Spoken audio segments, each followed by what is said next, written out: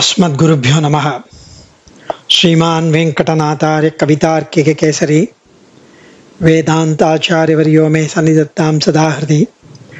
रामानुजदयापात्रं ज्ञानवैराग्यभूषणं श्रीमद्वेंकटनाथार्यं वन्दे वेदान्तदेशिकं। लक्ष्मीनाथसमारम्भां नाथयामुनमध्यमान् अस्मदाचार्यपर्यन्तां वन्दे गुरुपरम्परां।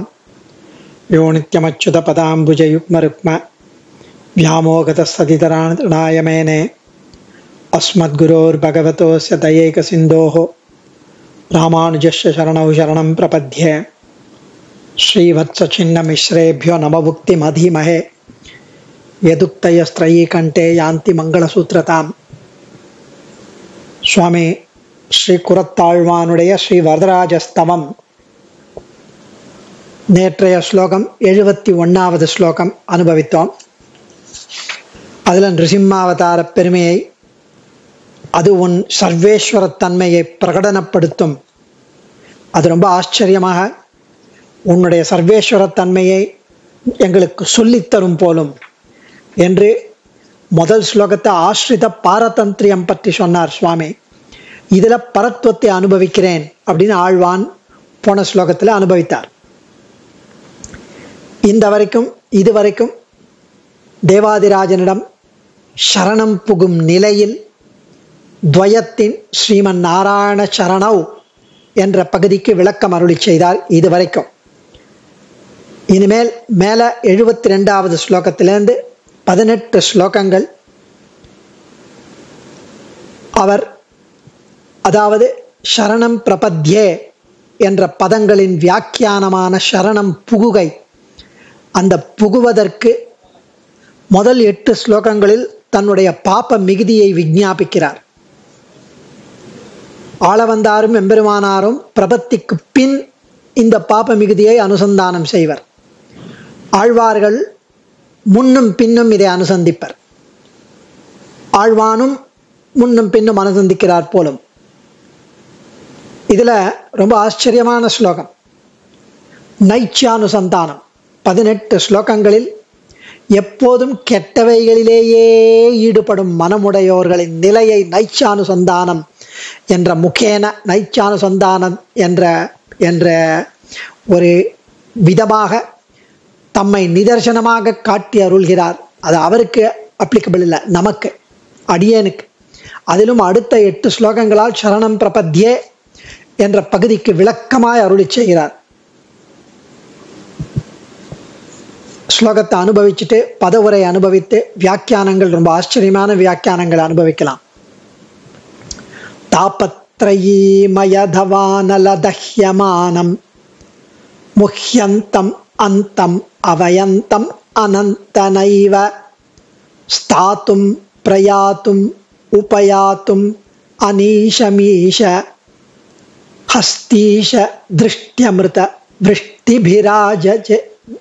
விருஷ்டிபிராபஜேதாஹ ஹஸ்தீஷ திருஷ்டியமிருத விருஷ்டிபிராபஜேதாஹ தாபத்ரயி மய தவானல தஹ்யமானம் முஹ்யந்தம் அந்தம் அவயந்தம் அனந்தா.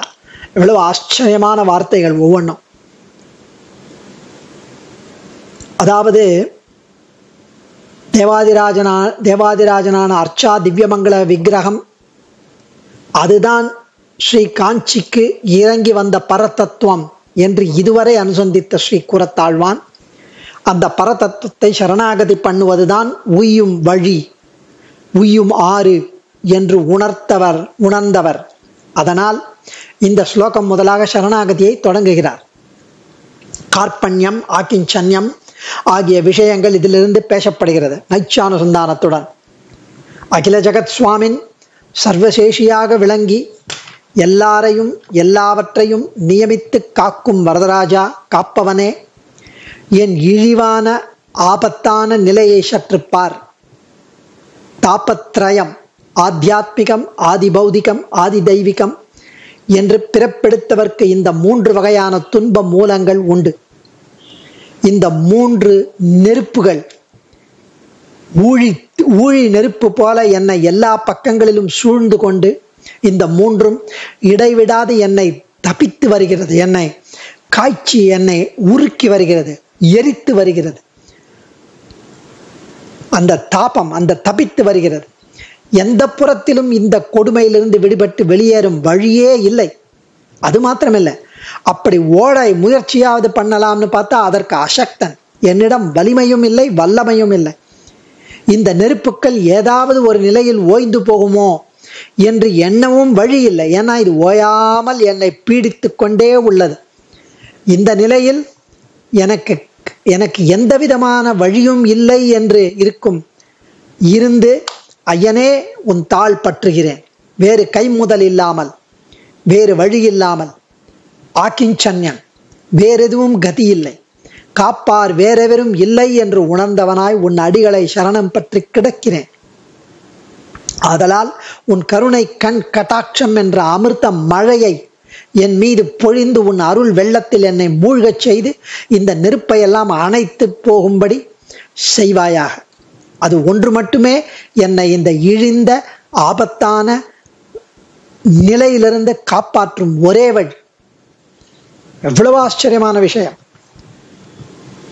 சர்வ நாயகனாய், சர்வ நியந்தாவாய் ஆண்டருள்பவனே, தாபத்திரயத்தால் தகிக்கப்படுகிறேன், வழி காணாது தவிக்கிறேன். உன் கருணை கடைக்கண் மழையில் நனைத்து என்னை அருள்வாயாக. கால அளவைகளை கடந்து நிற்கிற அனந்தனே, ஹஸ்திகிரி நாதனே, ஆத்தியாத்மிகம், ஆதி பௌதிகம், ஆதி தெய்வீகம் என்ற 3 வகை தாபங்கள், 3மே காட்டு தீ போல் என்னை சூழ்ந்திருக்கும் நிலையில் நான் தப்பிக்க முடியாமல் தவிக்கிறேன். அறிவு கெட்டு மயங்கி விழும் நிலை. இந்த கஷ்டத்தின் முடிவு காணவே முடியவில்லை. அப்படி இருக்கிறது என் கஷ்டம். கையொழிந்து நிலை பெற்று நிற்க முடியவில்லை. தப்பிக்க ஒரு முயற்சியும் செய்ய முடியவில்லை. வல்லமை இல்லை. உன்னை அண்டி அதன் வழியே வெளியே வந்து விடலாமே என்றால் அதற்கும் அசக்தனான நிலை. ஒரு வல்லமையும் அற்று தத்தளிக்கிறேன். என்னை உன் கட்டாட்சங்களாகிற அமிர்த மழையில் அமிழ்த்தி விடு. அது ஒன்றுதான் எனக்கு உய்யும் வழி. ஸ்ரீவத் சங்காச்சார் இதுல அப்படியே ஆழங்கால் பட்டு அமிழ்ந்து அனுபவிக்கிறார். வேதாந்த விஷயத்தை ரொம்ப ஆச்சரியமா தெரிவிக்கிறார். தாபத்ரயி மயதவானல தஹ்யமானம் முக்கியந்தம் அந்தம் அவயந்தம் அனந்த நைவ ஸ்தாத்தும் பிரயாத்தும் உபயாத்தும் அனீஷம் ஈஷா ஹஸ்தீஷ திருஷ்டியமிருத விஷ்டிபிராஜ ராப விஷ்டிபிராபஜேதாக. ஈஷா யாவற்றுக்கும் தலைவனாயும், அனந்தா இடம் காலம் பொருள் இவைகளுக்கெல்லாம் அளவிட முடியாத ஹஸ்தீஷா அஸ்தி மாமலைக்கு அரசனே, அத்திகிரி வரதனே, தாபத்ரயி மய 3 தாபங்களால், தன்னாலும் பிறராலும் தெய்வத்தாலும் நேரும் தாப கூட்டங்கள் 3ஆகிய தவானல காட்டு தீயால் தஹ்யமானம் தகிக்கப்பட்டு கொளுத்தப்பட்டு வருபவன் நான். முக்கியந்தம் மயக்கமடைந்து வருபவன் நான். அந்தம் இந்த தொல்லைகளுக்கு முடிவு ந ஏவ அவயந்தம் அறியாதவன் நான். ஸ்தாத்தும் ஒரு நிலையில் நிற்பதற்கும், பிரயாத்தும் ஒரு நல்வழியில் செல்வதற்கும் முயற்சி செய்வதற்கும், உபயாத்தும் உன்னை வந்து அடைவதற்கும், அனீஷம் வல்லமையற்றவன் அடியேன். திருஷ்டி அமிர்த விருஷ்டிபி, திருஷ்டி திருநோக்கி, உன் திருநோக்காகிய உன் கடைக்கண் கட்டாட்சமாகிய அமிர்த விருஷ்டிபிகி அந்த அமிர்த கடல், அமுத பொழிவு, அமுத மழை, அதாலே ஆபஜேதாக எதிர் சூழல் புகக்கடவாய், அதாலே இந்த நெருப்பை அணைப்பாய். ஆழ்வான் இதுவரையிலும் தேவாதிராஜனும் சரணம் புகும் நிலையிலே ஸ்ரீமன் நாராயண சரணம் என்ற பகுதிக்கு விளக்கம் அருளி செய்து இப்பொழுது ஆச்சரியமான நைச்சானுசந்தானம் பண்ணுகிறார். அதிலும் அடுத்த 8 ஸ்லோகங்களால் சரணம் பிரபத்திய என்ற பகுதிக்கு விளக்கமாய் அருளி செய்கிறார். ஸ்ரீ விஷ்ணு புராணத்தில் 6வது அத்தியாயம் 5வது பாகத்துல தாபத்ரய அத்தியாயம்னு பேரு. அதுல தாபத்ரயங்களும் அதன் உட்பிரிவுகளும் விளக்கமாக தெரிவிக்கப்பட்டுள்ளன. விஷ்ணு புராணத்துல பராசர மகரிஷி தெரிவிக்கிறார். அதனுடைய சாரம் என்னன்னா, ஆத்தியாத்மிகம், ஆதி பௌதிகம், ஆதி தெய்வீகம் என்று 3 வகையான தாபங்கள். இங்க ஆத்மா, ஆத்மிகம், ஆத்மாங்கிறது சரீரம் தான். ஆகவே தனது சரீரத்தால் ஏற்படும் தொல்லைகள் ஆத்தியாத்மிகம். சரீரத்தால் ஏற்படும் தொல்லைகள் ஆத்தியாத்மிகம். அது என்ன அப்படின்னா தலைவலி, குளிர், ஜுவரம், இதெல்லாம். அது இல்லாம மனநோய்கள், காமக்ரோதாதிகள் எல்லாம் ஆத்தியாத்மிகம். பசு பக்ஷி மனுஷ்யாத்யை பிசாச்சோரக ராட்சசை ஷரீஸ்ருபாத்யைச்ச நிருணாம் ஜாயதே சாதி பௌதிகா.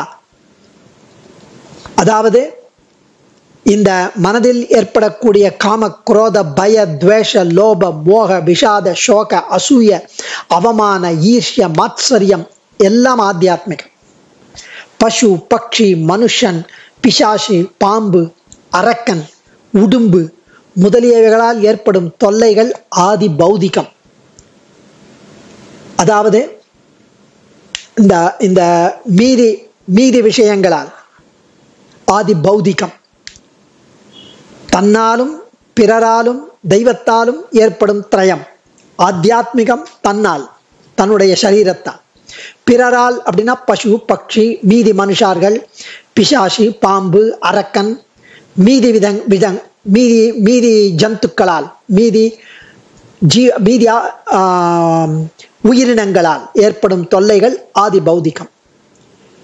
ஆதி தெய்வீகம் அப்படின்னா குளிர், புயல் காத்து, நெருப்பு, மழை, மின்னல், இடி, சுனாமி, கொந்தளிப்பு, பூகம்பம், எரிமலை, கல்மழை, துர்பிக்ஷம், வறட்சி, இதெல்லாம் நமக்கு உண்டாகும் துன்பங்கள் ஆதி தெய்வீகம் எனப்படும், தெய்வத்தால். இத்தகைய தாபத்ரயங்கள் காட்டு தீயை போல் அடியேனை சூழ்ந்து வருகிறது. இன்னைக்கு நேற்றுக்கு இல்ல, பல ஜென்மங்களாய். அதனால் அடியேன் எரிந்து வருகிறேன். காட்டு தீயை அணைக்க மனிதர்களால் முடியாது. மழை பொழிஞ்சாதான் முடியும், தானே அணையும். பர்ஜன்யம், கொட்டண மழை. அதுபோல தேவரீருடைய கடைக்கண் பார்வையாகிற அமுத பொழிவு இதை அணைத்தருள வேண்டும். காட்டு தீல கொசுலேந்து காட்டு யானை வரை எல்லாம் அழிந்துவிடும். இன்னது செய்வது என்ற அறிவின்றி மோகமடையும், திக்கு தெரியாம நிற்கும். இதற்கு முடிவே கிடையாது. அங்கேயே அந்த காட்டு தீயில் நின்று வெந்து மடிய வேண்டும். வெளியேறி செல்லவோ நல்லிடத்தை நாடி ஓடவோ முடியாது. சுற்றிலும் தீ. அதுபோல அடியேனும் உள்ளேன். எதிர்பாராத காட்டு தீயை அணைக்க கார் மேகம் மழை பொழிவதைப் போல தேவரீர் அடியேனை குளிர குளிர கட்டாட்சிக்க வேண்டும் என்கிறார். தாபத்ரயேன சாக்ராந்த ஸ்தோத்ரேணாத்யாத்மிகாதினா தாவஜேனா நினாலீடோ பாம்யன் இவ வனே மிருகா என்று பூர்வர்கள், வங்கீபுரத்து நம்பிகள் திருவாக்கை இங்கு அனுசந்திக்கணும்.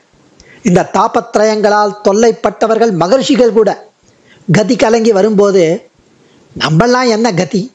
மகா கஜாகா பலாயந்தே மஷகானாம் து கா கதி என்ற நியாயப்படி நம்மை ஒத்தவர்கள் என்ன கதி? ஒன்றும் கிடையாது. நம்மெல்லாம் மகர்ஷிகளே கதி கலங்கி நிற்கும் போது நித்திய நைமித்திகாதி கர்மங்களை அனுஷ்டிப்பது கர்மயோகம் இல்லை. நித்திய நைமித்திக கர்மங்களை விடாமல் அனுஷ்டித்து வருவது கூட தெய்வமேவா பரே யஜ்ஞம் என்பது தொடங்கி அபரே நியதாஹாரா பிராணான் பிராணேஷு ஜுஹ்வதி என்று கீதையில 4வது சாப்டர்ல 30வது ஸ்லோகத்துல தெரிவிக்கிற மாதிரி அந்த அந்த அது எல்லாம் கர்மயோக பேதங்கள். அதெல்லாம் என்ன அப்படின்னா, கோவில் கட்டுவது, பூந்தோட்டம் ஏற்படுத்துவது, திருவிளக்கு ஏற்றுவது, கோயிலை மெழுகி பெருக்குவது, நீர் தெளிப்பது, பூக்களை கொண்டு வந்து தொடுத்து சாத்துவது, பூஜைக்கு ஏற்பாடு செய்வது, திருநாமங்களை கூறுவது, சங்கீர்த்தனம், நாம சங்கீர்த்தனம் பண்ணுவது, பகவானை பிரதட்சணம் செய்வது, துதிப்பது, வணங்குவது, இது எல்லாமே கர்மயோகத்தின் உட்பிரிவுகள். இது மகியானி கர்மாணி ஆலய நிர்மாண உத்தியானகரண பிரதீபாரோபண மார்ஜன அபியுக்ஷண உபலேபன பூஜா பிரவர்த்தன நாம சங்கீர்த்தன பிரதட்சிண ஸ்துதி நமஸ்காராதீனி என்கிற ஸ்ரீ கீதா பாஷ்யத்திலையும் 12வது சாப்டர்ல 10வது ஸ்லோகத்துக்கு கீதா பாஷ்யத்துல ராமானுஜர் தெரிவிக்கிறார். பாஷ்யக்காரர் ஸ்ரீமத் ரகசிய திரயசாரத்தில் வேதாந்த தேசிகன் உபாய விபாக அதிகாரத்திலையும் இதை தெரிவித்து தெளிவு பெற வேண்டும். ஸோ கர்மயோகாதிகள் சொரூப விருத்தம் என்பது சேராது. பிரபத்தியாகிற உபாயத்துக்கு அங்கமாக ஆழ்வான் இங்கு அருளி செய்கிறார் என்பதும் இங்கு பொருந்தாது. ஆனுகூல்ய சங்கல்பம் முதலான 5 அங்கங்களை தவிர மீதியெல்லாம் அங்கங்கள் இல்லை. அதிகாரி விசேஷணமாய் சில வரும், சில தற்கால கிருத்தியங்களில் அடங்கும். இதெல்லாம் ஞாச வித்யின் சொரூபத்தை உள்ளபடி ஆச்சாரியங்களிடம் புரிஞ்சுக்கணும், காலக்ஷேபமா இதெல்லாம் அறிந்திக்க வேண்டும்.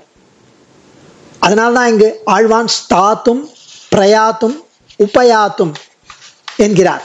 ஸ்தாத்தும் அப்படின்னா ஒரு நிலையில் நிற்பதற்கும், பிரயாத்தும் ஒரு நல்வழியில் செல்வதற்கும், உபயாத்தும் உன்னை வந்து அடைவதற்கும், அனீஷம் வல்லமையற்றவன் நான். அதாவது இந்த இடத்துல ரொம்ப அழகா தெரிவிப்பது என்ன அப்படின்னா, எல்லாம் அறிந்தவராயினும் எல்லாவற்றிற்கும் தலைவராயினும் சர்வசக்தராயிருந்தாலும் சர்வஜராயிருந்தாலும் எப்பொழுதும் கரை கரண்ட கருணை கடலாய் பரமகாருணிகோ பகவானாய் இருந்தாலும் கருணையின் எல்லை கருணா கட்டாட்சம் கருணா மூர்த்தியாய் கருணையே வடிவமாய் இருந்தாலும் ஸ்ரீமன் நாராயணன் சம்சார தந்திரம், அதாவது இவனுக்கு ஏன் மோட்சம் அருளினீர், இவனுக்கு ஏன் மீண்டும் பிறவி, இவனுக்கு ஏன் நரகம் என்று கேள்வி எழ அதற்கு விடை என்ன அப்படின்னா, அடியேனை காத்தருள வேண்டும் என்று எவன் வேண்டுகிறானோ அவனையே எம்பெருமான் அனுகிரகிக்கிறான் என்ற பொருள்படும்படி சர்வஜ்ஞோபிஹி விஸ்வேஷா சதா காருணிகோபி சன் சம்சார தந்திரவாகித்வாத் ரக்ஷாபேட்சம் பிரதீட்சதே என்ற வசனத்தை ஆன்றோர்களும் சான்றோர்களும் எடுத்ததை சேவித்து இங்கு கலக்கத்தை தெளிவித்துக் கொள்ள வேண்டும். அதாவது ஸ்ரீ குமாரவரதாச்சாரியாரும் அதிகரண சிந்தாமணியில் ஒரு ஸ்லோகத்தை எடுக்கிறாராம். முகுந்த கருணாம் வந்தே முகதேஸ்வதிக வத்சலாம் ஸ்வரூப சம்ஸ்தவௌ யஸ்யா நிர்ஹேதுக சஹேதுகௌ. அதாவது நிர்ஹேதுக கிருபை அப்படின்னா என்பதற்கு காரணம் கருணை என்பது ஸ்வரூபத்தில் நிர்ஹேதுகம்தான். அவனுடைய கருணை நிர்ஹேதுகம்தான், தானா கொற்றது நம்ம மேல. அது ஒருவரிடம் பிரவர்த்தித்து பயன் பெற வைக்க வேண்டுமானால் சகேதுகமாகவே இருக்கும் என்பது இதன் பொருள். அப்படி இல்லைன்னா சர்வ மோட்ச பிரசங்காதிகள் வரும். இல்லைன்னா என்ன ஆகும்? வைஷண்ய நைகிருண்யேன சாபேட்சத்வாத் கிருத பிரயத்னாபேட்சஸ்து என்ற சூத்திரங்களையும் அதன் ஸ்ரீபாஷ்யத்தையும் சேவிக்கணும். வைஷம்யம் நைகிருண்யம் வரும். அதாவது அவனுடைய நிர்ஹேதுக கிருபையாலே எல்லாருக்கும் மோட்சம் கொடுக்க வேண்டும் என்றால் உலகத்துல எல்லா ஜீவாத்மாக்களுக்கும் அவன் மோட்சம் கொடுத்து ஆகணும். அப்புறம் அப்படி கொடுக்கலன்னா அவன் பார்ஷியல் அப்படின்ற ஒரு பிளேம் அவன் மேல ஏறிடும். அதுதான் இந்த இடத்துல ஆழ்வான் அமுதப்பொழியாலே என்னை எதிரி சூழல் புக கடைவாய், என்ன என்ன என் மேல கருணையை வெள்ளத்தை கருணை மழையை கொட்டு பொழி, உன் கருணை கடைக்கண் மழையில் நனைத்து அருள்வாயாக என்று கேட்க போறார். அதாவது ஒருவரிடம் பிரவர்த்தித்து அந்த நிர்ஹேதுக கிருப்பை பயன் பெற வேண்டுமானால் அது சகேதுகமாகவே இருக்கும் என்பது இதன் பொருள். தயாசதகத்திலையும் இது ரொம்ப பிரமாணங்களுடன் விளக்கி அருள்கிறோம். ஸ்ரீவத்சங்காச்சார் தெரிவிக்கிறார். அதுலேயும் ஆபஜேதாக என்கிறார், எதிரி சூழல் புகக்கடவாய். திருவாய்மொழி 2ஆம் 10வது பதிகம் 6வது பாசுரத்திலையும் அதனுடைய மொழிபெயர்ப்பு தான் இது. இந்த ஸ்லோகம் எதிரி சூழல் புக்கு என்பது எதிரி சூழல் புகக்கடவாய் ஆபஜேதாக, அமுத பொழிவாலே எதிரி சூழல் புகக்கடவாய். ரொம்ப ஆச்சரியமான விஷயம், மேலும் அனுபவிப்போம். அடியேன் ஆழ்வான் திருவடிகளே சரணம். கவிதார்க்கிக சிம்ஹாய கல்யாண குணசாலினே ஸ்ரீமதே வெங்கடேசாய வேதாந்த குரவே நமः. தன்யோஸ்மி.